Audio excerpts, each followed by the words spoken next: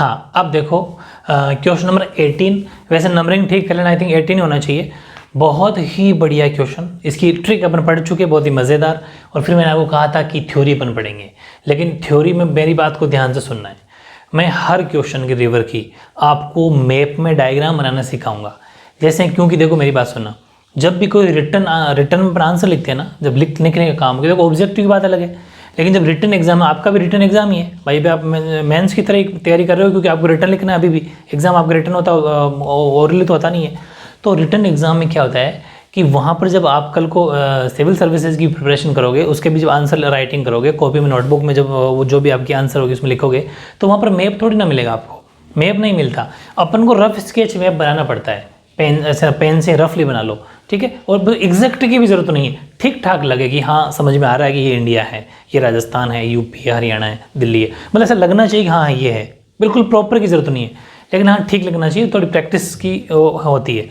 तो आज जितने भी नदियों के हैं, चाहे वो सिंधु हो, है ना, ये मतलब इंडस हो, फिर अपन पढ़ेंगे आपकी गंगा, फिर अपन पढ़ेंगे ब्रह्मपुत्र, तीनों से 3 बड़े क्वेश्चन बनेंगे और तीनों को ही मैप में शो करना है, ठीक है। मैप का मतलब ऐसे डायग्राम रफली बना के उसके अंदर कि ये कहाँ से तो एंट्री कर रही है और कहाँ कहाँ ये नदी बहती हुई बाहर निकल रही है, ये आपको हमेशा बनाना है। वो मैं बनाना सिखाऊंगा आपको, वैसे के वैसा आपको बनाना है। लेकिन ये क्वेश्चन पहले समझ लो कि describe in detail the main river Indus of the Himalayan drainage system, यानी कि हिमालय अपवाह तंत्र की प्रमुख नदी सिंधु का विस्तार से वर्णन कीजिए। ये आपको क्वेश्चन उतारना है, और क्वेश्चन उतारते ही थ्योरी नहीं लिखनी है। अब जो स्क्रीनशॉट के लेके भग गया उसको मैं क्या समझाऊं बताओ, है ना, वो तो फिर समझेगा कैसे, भगवान जाने। मेरी बात ये सुनना कि क्वेश्चन आपने उतार लिया, अब आपको पहले मैप बनाना है। हमेशा जो भी आंसर है उसके पहले मैप बनाना, सबसे पहले मैप मतलब वो डायग्राम, उसके बाद में ये थ्योरी उतारनी है, ठीक है। तो मैं पहले मैप बनाऊंगा आपसे, उसके बाद ये थ्योरी समझाऊंगा, ठीक है। हाँ, तो देखो ये मैप आपको बनाना है। हालांकि आपके स्कूल लेवल पे आपको नहीं बताते होंगे टीचर, लेकिन मैं चाहता हूँ कि आप अभी से बड़ी प्लानिंग करो, बड़े एग्जाम की तैयारी करो। तो एक पूरी मेरी बात को सिस्टमेटिक ढंग से समझना है। पूरा मैप नहीं बनाया जाता, कुछ खास जगह जब होती है उसको पूरा एक्सप्लेन करने के लिए इस मैप को आपको पूरे पेज में कवर हो जितना पूरा बड़ा बनाना है। इंडिया का सिर्फ ऊपर का पोर्शन, सिर्फ ऊपर का पोर्शन बनाना है बस। तो जैसे कि ये पहली बात, ये जो मैंने ये ऐसे कि नहीं, ये मेन रिवर है, जो मैंने ऐसे थोड़ी ऐसा कि ताकि आपको पहचान में आ जाए। ये तो मेन मुख्य नदी है, कौन सी, ये वाली, ऐसे किया जाइए, इंडस सिंधु नदी। ये आपको दिखाना है कि बोकरचू ग्लेशियर से निकलती, जरूरी नहीं पूरी की पूरी बातें लिखो, नहीं, खास चीज़ मैप में दिखाई जाती है। एक इफेक्टिव आंसर लिखने के लिए सारी बातें पूरी की पूरी, सारी सहायक नदियाँ मतलब ट्रिब्यूटरी, वो पूरी लिखने की जरूरत नहीं है, खास। जैसे कि ये बोकरचू नामक जगह से निकल गई, बोकरचू हिमनद, कैलाश पर्वत माउंटेन, ये सब बातें आपको बताइए, यहाँ से ही निकली। और दमचौक, यहाँ पर भारत के अंदर एंट्री की दमचौक नामक जगह से। दमचौक जम्मू कश्मीर के अंदर एक जगह पड़ती है, वहाँ से ही नदी भारत के अंदर एंटर हो जाती है। फिर ये ऐसे निकलती है, बिल्कुल सीधी बाहर निकल जाती है, ठीक है। बाकी थ्योरी मैंने अलग निकाल रखी है, ये देखो बता रखी है, मतलब ये निकल जाती है। फिर इसमें खास बातें 2-4 ये बता दो कि एक तो यहाँ से 2 नदियाँ निकलती है, नुब्रा और शोक, दोनों के 2 मुँह ऐसे बना रहे हैं, ऐसे ये नुब्रा है, ठीक है, और ये है शोक, ये लो नुब्रा और शोक, वो इंग्लिश में जगह नहीं थी इसलिए नहीं लिखा। फिर इसके थोड़ी आगे हुंजा, ठीक है, ये हो गई आपकी हुंजा, HUNZ, और ऊपर गिलगिट, ये गिलगिट हो गई, और गिलगिट के फिर आ जाओ बाहर। ये अब इंडिया के अंदर जम्मू कश्मीर के अंदर बहने वाली नदियाँ 3-4 लिख दी अपन ने, सहायक, नुब्रा, शोक जम्मू कश्मीर में, हुंजा भी वहीं, इंडिया में गिलगिट भी वहीं, ठीक। लेकिन जैसे ही बाहर निकले तो बाहर से आती है स्वात, काबुल, गोमल, मिथनकोट। कहाँ से आती है, कितने किलोमीटर, कोई ज़रूरत नहीं है, वो वर्ल्ड ज्योग्राफी का पार्ट है, वैसे भी इंपॉर्टेंट नहीं होता। इंडियन ज्योग्राफी, राजस्थान मतलब स्टेट ज्योग्राफी वही होता है। तो यहाँ पर स्वात कहाँ से आके मिलती है, वो काबुल, गोमल और काबुल, ये 3 रिवर हो गई। 3 और दिखा दी, मतलब 2-3, ज़्यादा प्रॉपर पूरा दिखाने की जरूरत नहीं, 2-3 दिखा दो बस, एक बहुत अच्छा आंसर बन जाएगा। ये स्वात हो गई, काबुल हो गई, गोमल हो गई, 3 सहायक नदियाँ बता दी। और सबसे इंपॉर्टेंट जो चीज़ वो है ये पंचनद, ये सबसे इंपॉर्टेंट है, ठीक है। पंचनद दिखाना बहुत जरूरी है। ये मिथनकोट एक जगह है, ये मिथनकोट यहाँ से निकलती है, ठीक है। ये झेलम आपको पता है जम्मू कश्मीर के अंदर है, चिनाब हिमाचल प्रदेश के अंदर, रावी हिमाचल प्रदेश के अंदर, ठीक है। जम्मू कश्मीर, हिमाचल प्रदेश और ये भी हिमाचल प्रदेश के अंदर। और सतलज जो है वो तिब्बत से आती है, ये आपको दिखाना है, लेकिन कैसा दिखाना है कि ऐसे जाना है और बिल्कुल यहाँ से निकलेगी तो ये जो इंडिया का मैप है ना, ये वाली चीज़ जम्मू कश्मीर के ऊपर जो अपन घुसते हैं हिमाचल प्रदेश इधर से होते हुए, तो ये जो पोर्शन है, ये पोर्शन इसके मतलब क्या बोलते हैं इसको, इसके पैरेलल दिखाना है, हमारी देश वाली सीमा के बिल्कुल समांतर पैरेलल दिखाना है। यहाँ झेलम, फिर नीचे आ जाना है और बस अब मैप की जरूरत नहीं है, अब ना दिखाओ। ये हो गया अपना चिनाब, फिर ये रावी, लेकिन व्यास और सतलज का ध्यान रखना। सतलज आगे से आती है, व्यास बीच में से यहीं से मिलती है हरिके नामक जगह पर, हरिके, ठीक है, हरिके नामक जगह है पंजाब के अंदर। ये हरिके नामक इंडिया में पंजाब के अंदर जगह पड़ती है, वहाँ आके मिल जाती है और फिर इस आगे जाके मतलब सतलज में मिलती है व्यास। व्यास सीधी न सीधी जाके पंचनद में नहीं मिलती, मतलब उसमें नहीं मिलती, ये पहले मिलती है सतलज में और सतलज जाके इस पंचनद में यहाँ पर ये अपने इकट्ठी हो जाती है मिथनकोट पर, पांचों जनी इकट्ठी हो जाती है, ठीक है, मिथनकोट, और फिर जाके इस रिवर में बन के और सीधी कराची, पाकिस्तान का शहर लिख दिया मैंने कराची, आप ये भी दिखा सकते हो, और अरब सागर के अंदर जाके गिर जाती है, ठीक है। तो ये थोड़ी सी प्रैक्टिस करोगे ना ऐसे ऊपर का मैप की थोड़ी सी, तो 2-4 ये नाम लिख दोगे तो एक अच्छा आंसर हो जाएगा। बस आपको पंचनद नहीं बोलना है, ये दिखा देना, लेकिन व्यास को बीच में ऐसा अटकाना है कि ये ऐसे पूरी जा रही, बीच में ये व्यास आ गई। ऐसा नहीं कि आप कहीं अलग से निकाल के वहीं भेज दो, वहाँ नहीं भेजना, ठीक है, बस इतना सा ध्यान रखना है। और मिथनकोट पे पूरे पंचनद इकट्ठा ही 1 2 3 4 5 पाँचों को ले जाके मिथानकोट पे, या मिठानकोट भी लिखा होता है, लिख देता हूँ मैं, कभी कभी हिंदी के अंदर मिठानकोट भी लिखा होता है, तो कोई बात नहीं, वो एक ही बात है, या फिर मिठानकोट बोलो चाहे मिथनकोट बोलो, ठीक है। ये था मैप, छोटा सा ऐसा मैप बना के बहुत अच्छे आंसर मिलते हैं, मार्क्स मिलते हैं, और इसके बाद अपन वापस बनाते हैं अपन थ्योरी पर।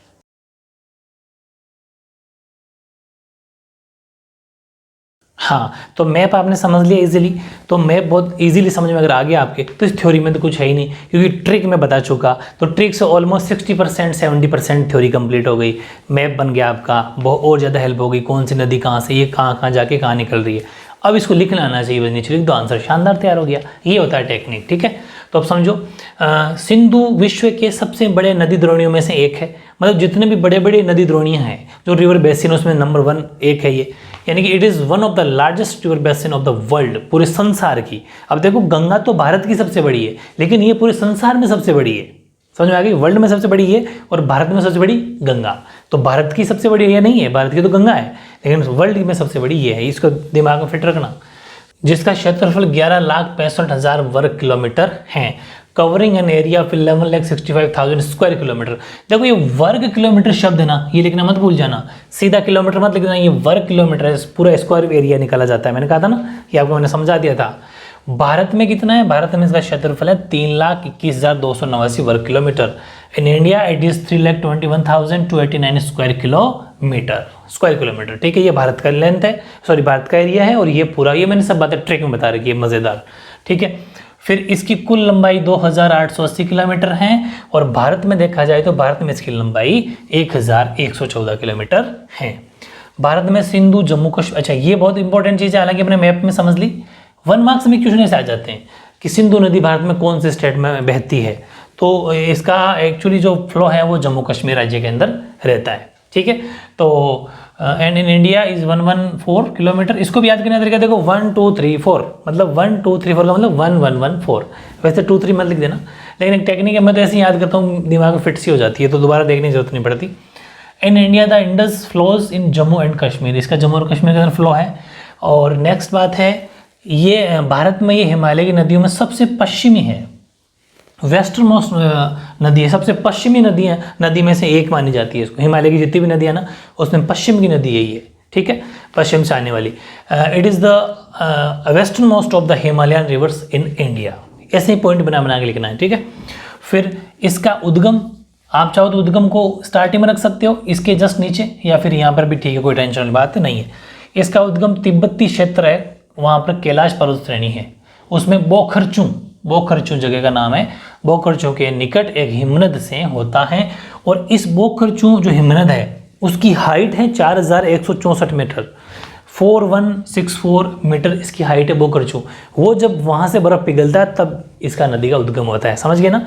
तो ये बोखरचू की हाइट है, यानी कि it originates from a glacier near Bokharchu, ठीक है, Bokharchu in the Tibetan region, अच्छा मैंने तिब्बत की स्पेलिंग ट्रिक वाले में थोड़ा ठीक कर लेना, वो चलता है वैसे। Region at the altitude of 4164 metre in the Kailash mountain range, ठीक है, ये वेरी इंपॉर्टेंट चीज़ होगी, उद्गम वैसे पढ़ चुके अपन। फिर लद्दाख में जास्कर, अच्छा ये भी मैप में भी दिखाया था अपन ने कि लद्दाख और जास्कर श्रेणी को एक टच मतलब क्रॉस करती हुई जाती है, ठीक है। लद्दाख व जास्कर श्रेणी हमारे इंडिया के अंदर जो ऊपर जम्मू कश्मीर में, तो उसको श्रेणियों के बीच से होती हुई उत्तर पश्चिमी दिशा में बहती हुई लद्दाख और बाल्टिस्तान से गुजरती हैं, ठीक है। और यानी कि in after flowing the north west direction between the Ladakh and Zanskar ranges it passes through Ladakh and Baltistan, Baltistan आगे पाकिस्तान तक निकल जाती है, ठीक है।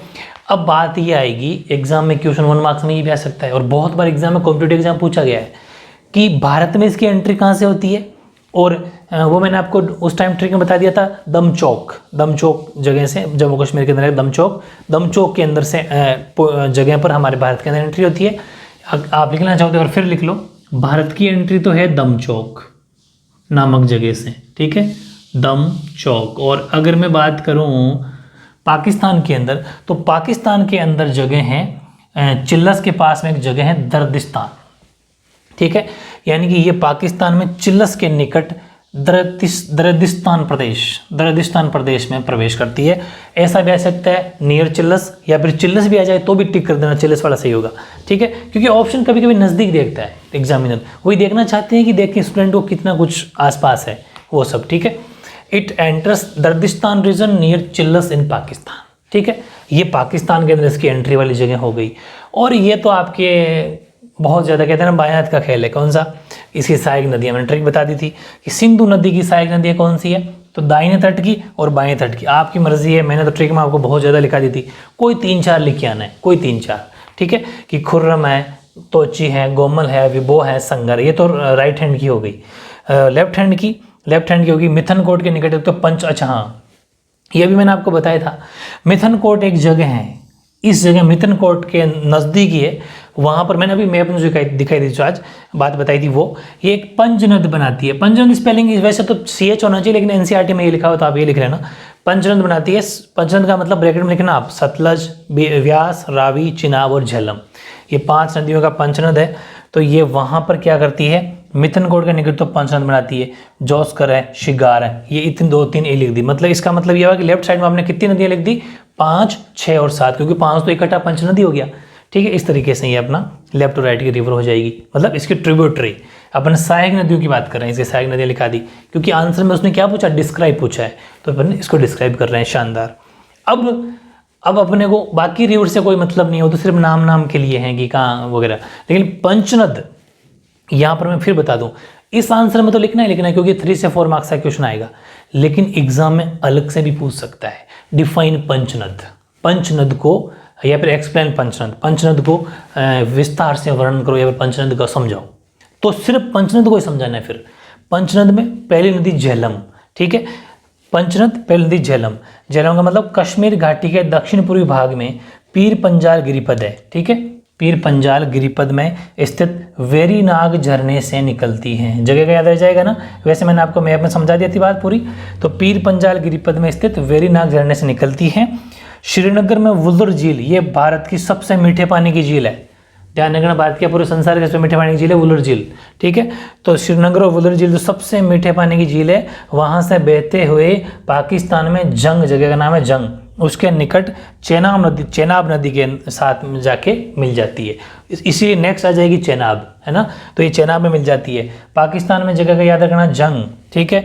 कौन सी झील, मीठी झील, वुलर झील, मीठे पानी की झील है वुलर झील, वेरी इंपॉर्टेंट, अलग से पूछा गया है, ऑप्शन आता है इसका भी, कौन सी सर्वाधिक मीठी पानी की झील है, सबसे ज़्यादा मीठे पानी की झील कौन सी है, वुलर झील है। साथ में कहीं लिखना चाहो लिख लेना, ठीक है, इसको साइड में कहीं लिख लेना, सबसे ज़्यादा, है ना, या फिर सर्वाधिक मीठे पानी की झील है ये, मीठे पानी की झील का मतलब लेक, झील का मतलब लेक होता है। तो rises from a spring at Verinag situated at the foot of the Pir Panjal in the south eastern part of valleys of Kashmir, ठीक है, पीर पंजाल कश्मीर के अंदर पड़ता है, उसके अंदर ये, उसके पास में ही ये अपना उद्गम करती है या फिर निकलती है। It flows through Srinagar and the Wular, ये देखो वुलर लेक, ठीक है, उधर lake, before entering Pakistan through a deep narrow gorge. तो ये काफ़ी इजी था।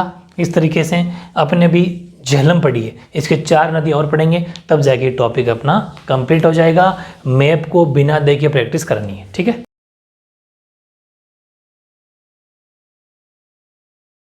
हाँ, तो अपन पंचनद पढ़ रहे थे, यानी कि 5 नदियों का ग्रुप पूरा। तो अपने अब ले रहे अपन चिनाब। इसकी मैं छोटी सी एक बात और बता दूं आपको, वो एक क्वेश्चन तैयार हो जाएगा आपका, छोटा शॉर्ट ट्रिक की तरह ही हो गया, मतलब समझा दूंगा तो, कि जो झेलम है, झेलम जैसे झेलम जैसे जम्मू कश्मीर, तो झेलम तो जम्मू कश्मीर से निकलती है। और चिनाब, चिनाब है ना, चिनाब, चिनाब और रावी और ये ब्यास, ब्यास बोल दो चाहे व्यास बोल दो, ठीक है, ये तीनों ही हिमाचल प्रदेश से निकलती है, ठीक है, ये हिमाचल प्रदेश से निकलती है। और जो सतलज है, सतलज आपकी निकलती है तिब्बत से, ठीक, तिब्बत। तो सिंपल सी बात हो गई, ये तो निकलती है तिब्बत से, ये हिमाचल प्रदेश, हिमाचल प्रदेश, हिमाचल प्रदेश। और वो जो अपनी है जम्मू कश्मीर से निकलती है, जैसे जम्मू कश्मीर, मतलब जैसे झेलम जैसे जम्मू कश्मीर, क्योंकि ये जरूरी याद करना। ये एक क्वेश्चन कैसे तैयार हो गया कि बहुत सारे एग्जाम में ऐसा आता है कि झेलम का उद्गम है, उद्गम मतलब ओरिजिन है, ओरिजिन ऑफ झेलम, 4 ऑप्शन रहेंगे, जम्मू कश्मीर, हिमाचल प्रदेश, या फिर ऐसे एक और अलग स्टेट का नाम हो जाएगा। तो मतलब आपको ये समझना है कि वो हिमाचल प्रदेश वाले कौन से थे। ये क्वेश्चन एक ऑब्जेक्टिव टाइप का क्वेश्चन आपको जरूर ध्यान रखना है। और एक लाइन ये लिखी है मैंने, it join the Chenab near जंग, ये जगह का नाम है जंग इन पाकिस्तान। ये इंग्लिश मीडियम के लिए नीचे लाइन कट गई थी है ना, तो ये आप जोड़ लेना उसी में। पीछे वाले वीडियो की बात कर रहा हूँ मैंने, जस्ट अभी पीछे जो पिन करके आ रहे हैं ना, पीछे वाले वीडियो नहीं, पीछे वाले पेज के अंदर आप लिख रहे होंगे। तो हिंदी में तो मैंने पूरी लिख दी थी कि ये पाकिस्तान के जंग में जुड़ जाती है, हिंदी इंग्लिश वाले इसको जोड़ लेना, उसके बाद में हेडिंग लगाना द चिनाब। चिनाब के बारे में पढ़ते हैं। वैसे तो मैप में सब कुछ जान लिया अपन ने, लेकिन थ्योरी कैसे तैयार करनी है वो देख लो कि सिंधु की सबसे बड़ी सहायक नदी है। ऐसा भी क्वेश्चन आ जाता है कॉम्पिटेटिव एग्जाम में, सबसे बड़ी सहायक नदी कौन सी है? सिंधु, ठीक है, sorry Chenab. It is the largest tributary of Indus, और लेकिन किसकी? सिंधु की, ठीक है। और it is the formed by 2 streams, यानी कि ये 2 धाराओं से बनी है, चंद्र और भागा, चंद्र और भागा, ये 2 सरिताओं से। देखो सरिताओं बोलो चाहे धाराएं बोलो, मतलब होता है नदियाँ होता है वो, ये सब पर्यायवाची शब्द है, ठीक है। जैसे धाराएं हैं, धारा का मतलब धारा बोलो चाहे सरिता बोलो, नदी के पर्यायवाची है। तो थोड़ी ज्योग्राफी में ऐसे वर्ड डाले जाते हैं ताकि एक लैंग्वेज अच्छी बने, इसीलिए एनसीईआरटी की लैंग्वेज को सबसे अच्छा माना जाता है।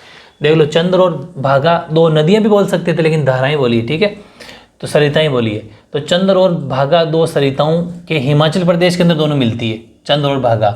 इसके केलोंग के निकट तांडी में आपस में मिलने से बनती है कौन? चिनाब। तो एग्जाम में क्वेश्चन आ जाए सिर्फ 1 मार्क्स में कि चिनाब का उद्गम कहाँ से होता है, तो आप कहोगे एक बात तो ये कि वो हिमाचल प्रदेश से होता है, लेकिन हिमाचल प्रदेश के अंदर भी कहाँ से? तो केलोंग के निकट तांडी में, तांडी एक जगह है, केलोंग के निकट ये वो तांडी एक जगह है, वहाँ पर चंद्र और भागा 2 नदियों के 2 सरिताओं के मिलने से, इसीलिए इसका नाम, चिनाब का दूसरा नाम क्या है? चंद्रभागा। ये भी ध्यान रखना, क्योंकि ये चिनाब बनी उन 2 से मिलके है, इसलिए इसको चंद्रभागा भी कहते हैं। दो नदियों से मिलकर जैसा उसका नाम वैसा इसका नाम रख दिया जाता है, तो ध्यान रखना, इसीलिए इसको चंद्रभागा के नाम से भी जाना जाता है।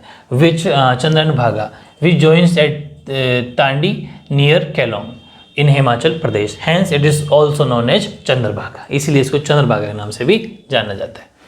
पाकिस्तान में, अच्छा देखो, ये जो मैंने लैंग्वेज लिखी है ये बहुत बढ़िया लैंग्वेज है कि पाकिस्तान, इस 2 बातें सीखोगे आप। एक तो ये कि इसकी लंबाई कितनी है, तो लंबाई 1180 किलोमीटर, ठीक है, लंबाई 1180 किलोमीटर है। और दूसरी बात ये कि ये अपनी बाद में जाती कहाँ पर है? पाकिस्तान में प्रवेश करती है।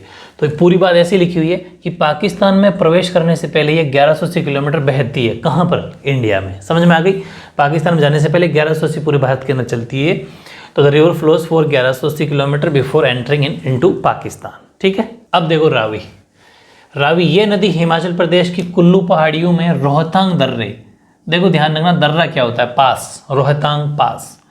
हमेशा दर्रा होता है 2 पहाड़ी जमीन होती है ना, जो 2 पहाड़ होते हैं, मान लो 2 बड़े बड़े पहाड़, अब उनके चारों ओर घूम के जाना पड़ता है, बहुत दूर पड़ता है, तो एक शॉर्ट रास्ता बनाया जाता है, ठीक है, सुरंग टाइप दर्रा, ठीक है, पतला संकरा रास्ता 2 पहाड़ों के बीच का रास्ता बनाया जाता है, उसे दर्रा या पास कहते हैं, ठीक है। ऐसे बहुत सारे दर्रे हैं जो भारत को पाकिस्तान से जोड़ते हैं, खूब है ना, ऐसा चाइना से भी जोड़ते हैं, खूब सारे दर्रे शॉर्ट पड़ता है उधर से, खूब सारे अपन उसके उन रास्ते के थ्रू बिजनेस भी करते हैं और मतलब सही है। जैसे श्रीनगर से गिलगित के लिए भी बहुत सारे, नाथुला है, बुर्जिला है, जोजिला है, शिपकिला है, ठीक है। ये जैसे आपका ये रोहतांग है, तो ऐसे बहुत सारे दर्रे हैं जो ऐसा अपने हेल्प करते हैं वहाँ पर। तो ये जो रोहतांग दर्रा ये तो हिमाचल प्रदेश के अंदर ही है। ये कुल्लू पहाड़ी को सिप्टी वैली से जोड़ता है, लेकिन आपको उतना लिखना नहीं है। ये कुल्ली हिल्स को सिप्टी हिल से जोड़ता है। कुल्लू पहाड़ियों में ये रोहतांग दर्रा है, वहाँ से उसके पश्चिम से, उसके वेस्ट पार्ट से ही नदी निकलती है, ठीक है। और राज्य की मतलब हिमाचल प्रदेश राज्य की बात करें, इसलिए मैंने ब्रैकेट में लिख दिया है। राज्य की चंबा घाटी, वहाँ पर एक घाटी उसमें से बहती है, ये इसका ओरिजिन हो गया, ठीक है।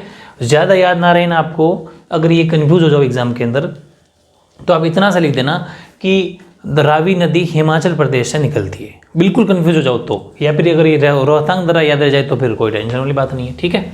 बाकी चंबा घाटी वगैरह याद ना रहे तो कोई बात नहीं, इसके मार्क्स नहीं कटते। प्रॉपर लिखने की छोटी मोटी कोई मार्क्स नहीं काटे जाते हैं, ठीक है, बस लोकेशन सही होनी चाहिए। और and flows through the Chamba valley of the state, ठीक है। नेक्स्ट की बात करें अपन अगर, तो पाकिस्तान में प्रवेश करता है ये भी पाकिस्तान में जाता है, ये भी पाकिस्तान में जाता है।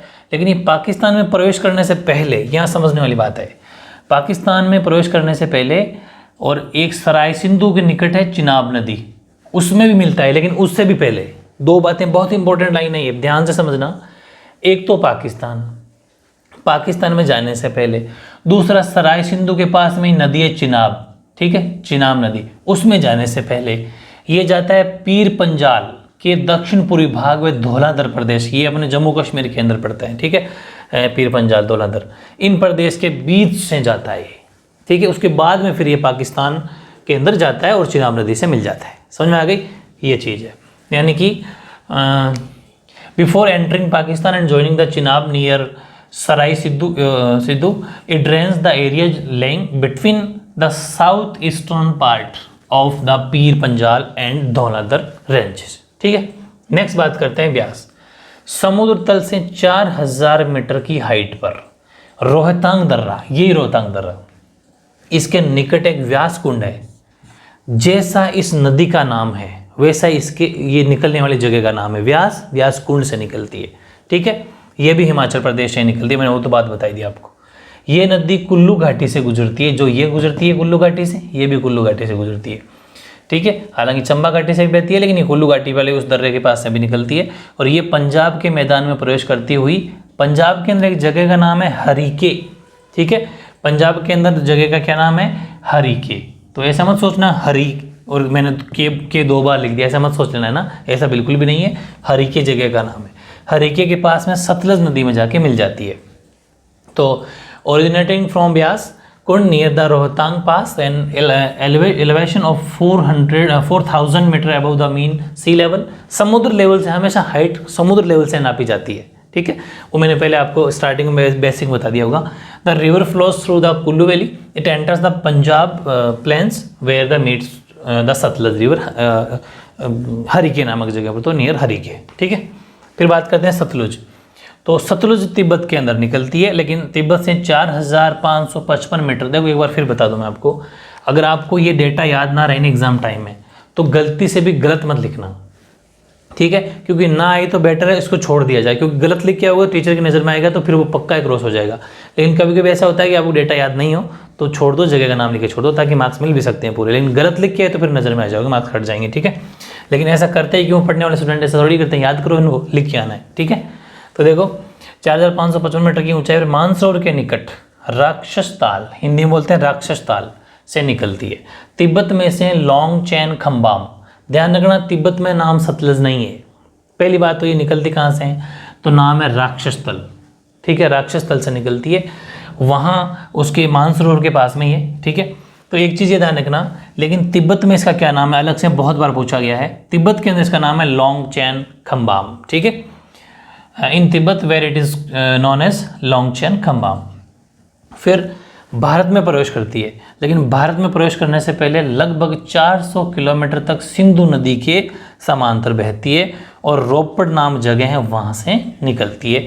ये हिमाचल प्रदेश श्रेणी में शिपकिला से बहती हुई रोपड़ हिमाचल प्रदेश की, ठीक है। वहाँ फिर हिमाचल प्रदेश में बहती हुई पंजाब के मैदान में प्रवेश करती है और इस नदी पर, ये सबसे इंपॉर्टेंट चीज़ है, भांकड़ा नांगल परियोजना है, अभी बताता हूँ इसके बारे में। यानी कि it flows almost parallel to the Indus for, मतलब 400 किलोमीटर तक तो ये इंडिया के अंदर आने से पहले पैरेलल चलती है, समांतर चलती है, ठीक है। किसके? सिंधु के पास साथ चलती है, फिर भारत में एंटर होती है एंड कम्स आउट टू रोपड़, ठीक है। हिंदी में तो उसको वैसे रोपड़ बोलते हैं, इंग्लिश में RUPAR है। It passes through the Shipki La, ठीक है। शिपकिला ये भी दर्रा है, ध्यान रखना, ये भी आप आगे लिख सकते हो चाहो तो, पास है, शिपकिला दर्रा है। आप अगर, हालांकि आपकी बुक में ये पूरा दर्रा नहीं लिखा हुआ, आप चाहो तो इसको शिपकिला दर्रा लिख सकते हो, ये दर्रे का ही नाम है, पास का ही नाम है। On the Himalayan ranges and enters the Punjab plain. भांकड़ा Nangal project are situated on this river, इस नदी के ऊपर भांकड़ा नांगल प्रोजेक्ट है। देखो भांकड़ा नांगल का मतलब ये है कि जो भांकड़ा है, ये भांकड़ा ये वाला, ये तो है हिमाचल प्रदेश में, और जो नांगल है ये है पंजाब में। ये दो जगह हैं, वहाँ पर परियोजना बनाई गई है। भांकड़ा हिमाचल प्रदेश में पड़ता है, नांगल पंजाब के अंदर पड़ता है, इस चीज़ को भी आप ध्यान रखना, ठीक है। तो इस तरीके से बहुत ही प्यारी सी थ्योरी, ट्रिक मैंने बता दी थी, तो ऑलमोस्ट तो ये थ्योरी आपकी वहीं तैयार हो गई, ठीक है। उतना लिख दोगे तो ही मार्क्स पूरे मिल जाएंगे, लेकिन और अच्छे से मॉडिफाई करके अपने कोई छोटी मोटी चीज़ें और ऐड कर ली, वो रह गई तो वो अपन ऐड करके शानदार तरीके से एक नोट्स अपना हो गया।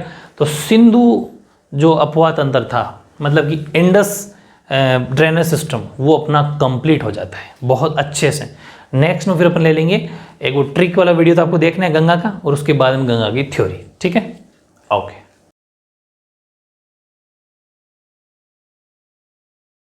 हाँ, वो एक बात बताना भूल गया मैं, वो आप ऐड कर सकते हो आपके नोट्स में, हालांकि आपकी NCERT वाली बुक के अंदर नहीं है, लेकिन अपन प्रॉपर नोट्स बनाएंगे, इसलिए आप लिख लेना कि जो भी अपन ने पढ़ी, एक तो रावी रिवर, ठीक है, रावी, इनकी लंबाई बता रहा हूँ मैं, लेंथ बता रहा हूँ। रावी की लेंथ है आपके 725 किलोमीटर, 725 किलोमीटर, और व्यास की लंबाई है आपके 470 किलोमीटर, ठीक है। और एक बच गई सतलज या सतलुज, एक ही बात है, सतलुज, ठीक है। ये हो जाएगी आपके 1050 किलोमीटर। ये इनकी भी लंबाई है भारत के अंदर, ठीक है, भारत के अंदर। तो वो भी आप लिखना चाहो लिख लो, क्योंकि नोट्स प्रॉपर बन जाएंगे, ठीक रहेगा, ठीक है।